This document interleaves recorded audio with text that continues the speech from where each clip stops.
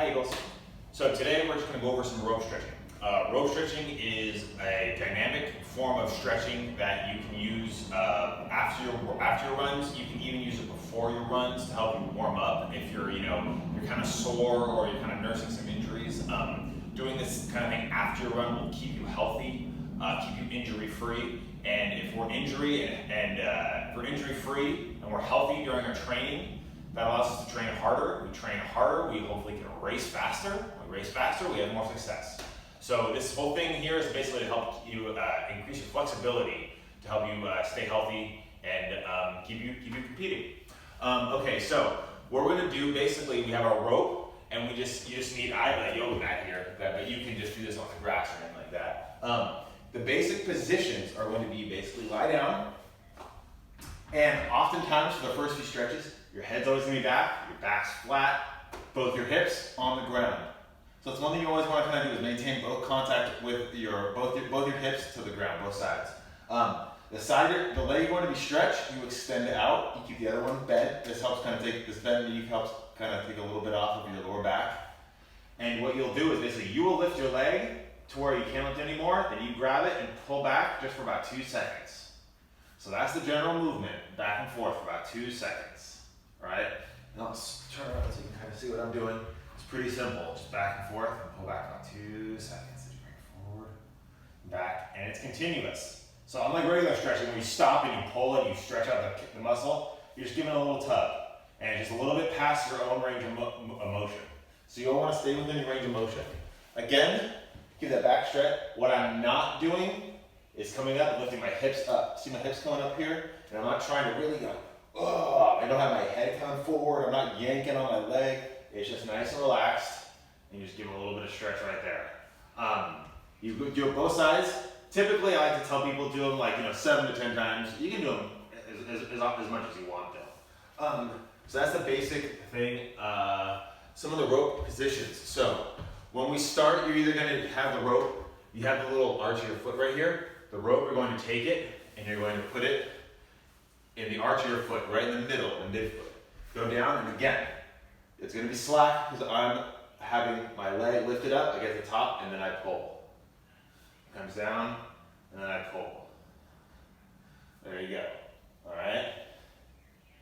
So something we might do is if when we go to the calf stretch, and we'll get to this later, I'll go into more detail. Instead of having it in the middle of your foot like this, you want to have it up here in your forefoot.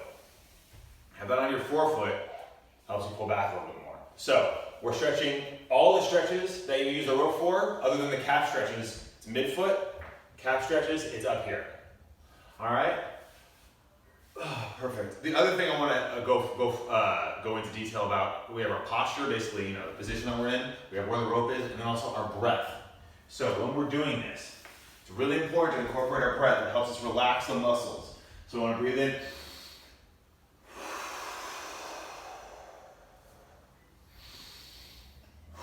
So exhale on that stretch, and then inhale, and exhale as it's coming out.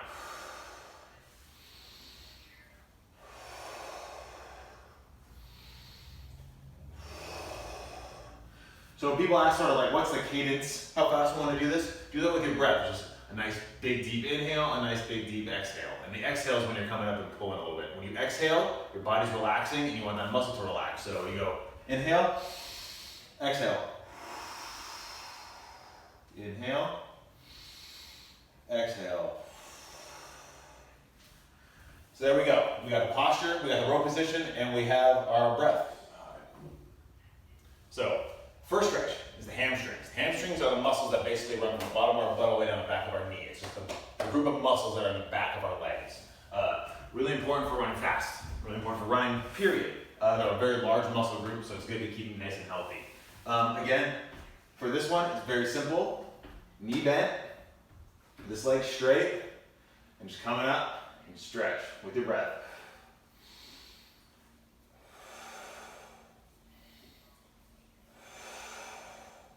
See, basic hamstring stretch. And you can feel it up your hamstring right here. Switch to both legs. Excellent. Get it from a different angle so you can sort of see what we're doing. Coming straight up and down. Notice my head is not off the floor, right? I'm not stretching like this. I'm not all tension up in my neck. It's all relaxed. Just relax. Relax your jaw, relax your tongue, relax your neck, relax your shoulders. You shouldn't be tensing those up. Perfect. So do that about 7 to 10 times. So that's your hamstring stretch. Something you can do when you're working your hamstring stretch to add a little bit extra. I don't know how well you can see this on the camera right now. When you get up to the top, sort of rotate your ankle like this, back and forth. And you can kind of get a different sort of individual like movements. You can kind of see sort of, gets in there and sort of flosses the hamstrings a little bit more. Get a little bit extra movement, sort of explore your own body. It really helps. So yeah, so that's a little addition you can do once you kind of get into the groove of it. Just sort of roll your ankles in and out and kind of do circles with your feet. It's really good. All right, so we got the back of the legs with the hamstring. Next, moving on to the groin, or the inner side of the legs. For that, we're basically going to be taking a similar position, one leg bent, the other leg out here. Now the big difference here is instead of coming up like the hamstring, we're going to come out. So it exposes this inside here, and we pull. Same thing though, right? The leg is doing the work until we get to our limit, and then we pull a little bit more. And my head should be back. There we go. Nice and relaxed upper body with the breath.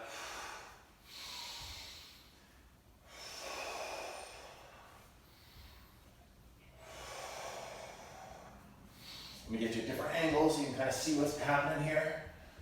This leg, something you can do when it goes out, you notice that this leg bows out, it's like a counterbalance. Keeps you from rolling over. Because remember, you want to keep both contact with both of those hips on the ground.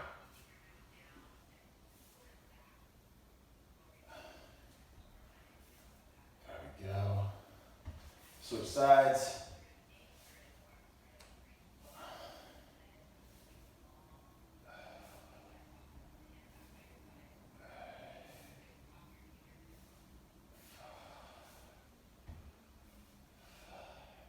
And then, just like the hamstring, when you're kind of warmed up and everything, you just want to maybe, go a little deeper, get a little more, explore your body a little more, get out a little bit, and you can rotate your ankle around a little bit. You can really kind of feel sort of how that changes the dynamic of it.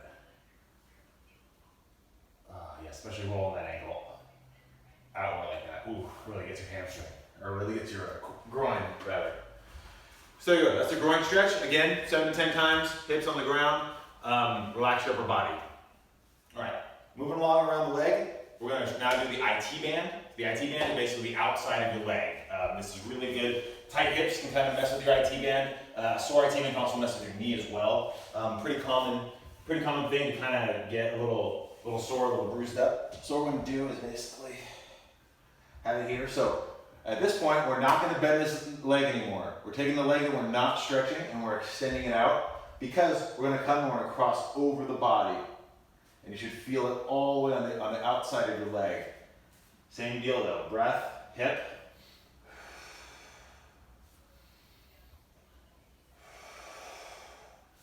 So one thing, we're stretching that T-band here. A lot of times people will come and cross all the way over. That is a good stretch, but that's not necessarily the stretch we're doing here. That's a stretch you can do on your own, and I encourage it. But that's not the IT band stretch right here. Because right here, what you want to do is basically we're trying to get increased range of motion here. Because if I start to roll over, now I'm getting that movement in my back rather than my hip. And I really want to focus on this stretch on my hip. So I want to keep this part of my pelvis connected to the ground. Go back and forth like that. Nice. We'll do it from this angle. Switch legs and do it from this angle just to kind of see what's going on. And crossing over the body. So where the hamstring used to be like this, we're now crossing over the body like that.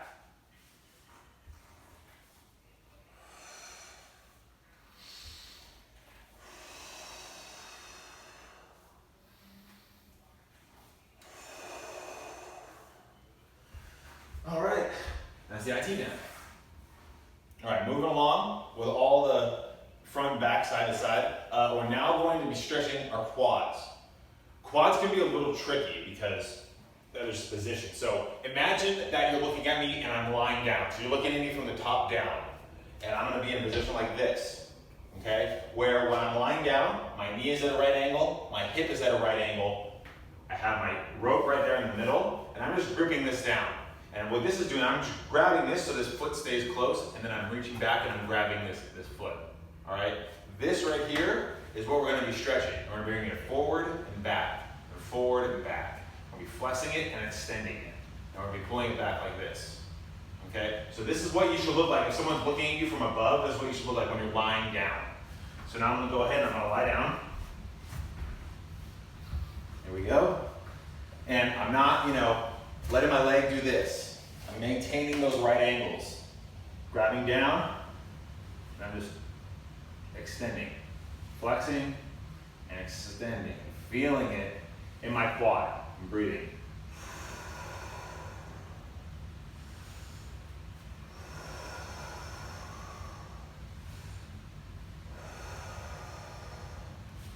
I do that about 10 times. I switch sides. Same thing on this side. Flexion, extension. Flexion, extension. You can sort of see, maybe a different angle. There we go. Flexion, extension. Flexion, extension. Breathe in. Breathe out.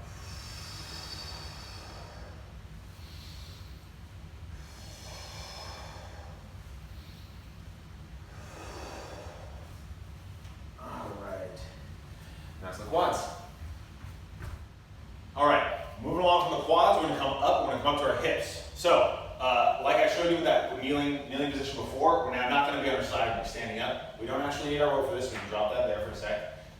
Again, 90 degrees on my knee, 90 degrees on my hip, straight down from my ears to my shoulders to my hips to my knee. Just a straight line to the ground.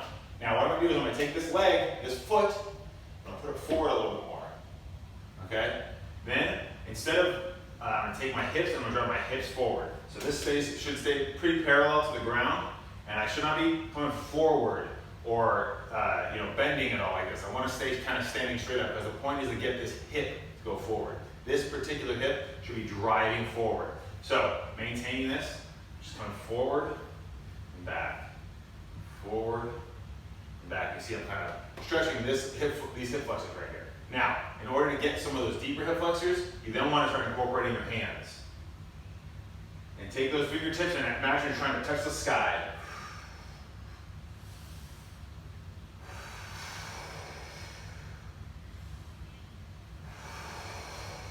One thing you don't want to do is you don't want this foot to be too far back. You don't want to go on this. That's not appropriate. Don't blame it. Let's see from the front view. Doing it this way. Just nice rock back and forth. Driving the hips forward. Hips are what I'm stretching. Really get a nice reach with my arms in this way.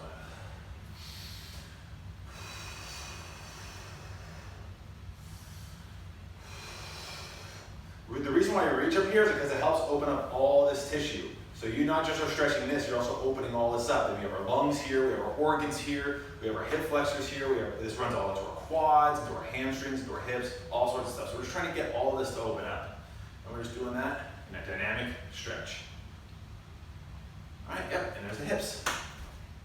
Okay, moving along, we're going down to the lower legs. We're going to work on our calves, and there's 2 calf stretches you can do. So the first one would be your gastroc. The gastroc is the larger, meatier part of your calf. For this one, you'll just basically have this leg bent or whatever's kind of comfortable, but keep this leg out straight. And this is where we want to, instead of putting it in the midfoot like we do the hamstring and the groin and so on and so forth, we want to put it up here to the forefoot, right on the ball of our feet. Push it out, and I'm going to push out and pull back, push out and pull back with my foot. Then, when I push out and pull back, I'm then going to tug and give that little bit of extra stretch right there.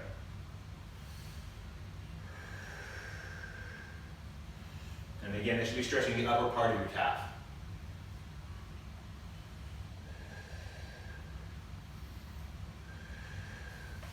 Switch sides, you kind of see what I'm doing here. Left side, from 7 to 10 times, not much.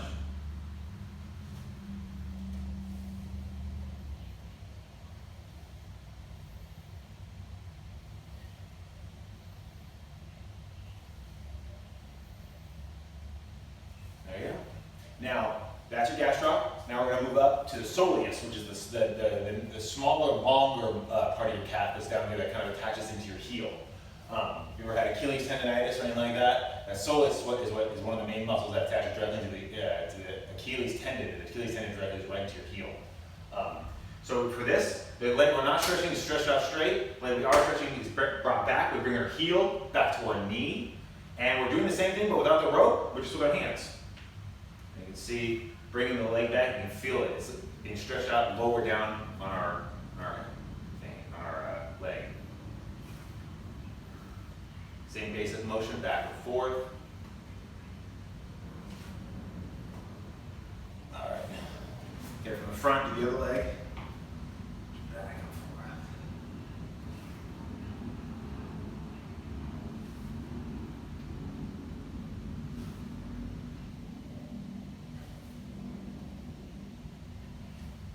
There's your shoulders. All right. So just to recap, we went over all the stretches. We went over our hamstrings, we went over our IT bands, we went over our groins, our quads, our hips, and both of our calves. These are stretches, again, you should be doing after all of your runs. If you're feeling sore, you can even do them to warm up and do them before your runs. These can be done in conjunction with foam rolling. If you need some help with what foam rolling is or some techniques, make sure to check out some of the other videos we have on this channel for foam rolling techniques and other type of myofascial release stuff. A lot of those videos will be coming soon.